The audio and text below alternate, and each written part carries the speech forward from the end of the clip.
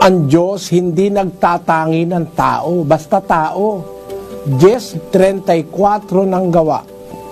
At binuka ni Pedro ang kanyang bibig at sinabi, tunay ngang natatalastas ko na hindi nagtatangi ang Diyos ng mga tao, kundi sa bawat bansa siya na may takot sa Kanya at gumagawa ng katwiran ay katanggap-tanggap sa Kanya. Ayon, pagka may takot sa Diyos, gumagawa ng katwiran, kahit bulag, kahit lumpo, kahit mayaman, kahit mahirap, nag-aral o hindi, bakla, tomboy, silahis, kung ano pa ang tawag, ay ang Diyos hindi nagtatangi ng tao.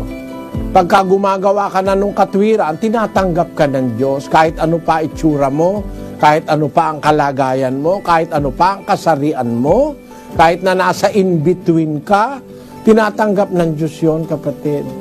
Kahit ano pang tao, binibigyan ng Diyos ng karapatang maligtas at umanib sa tunay na iglesia.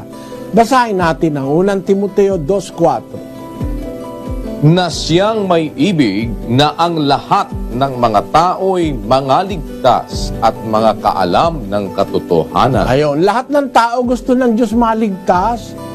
Pagkatao kahit na tomboy, kahit na bakla, gusto ng Diyos maligtas,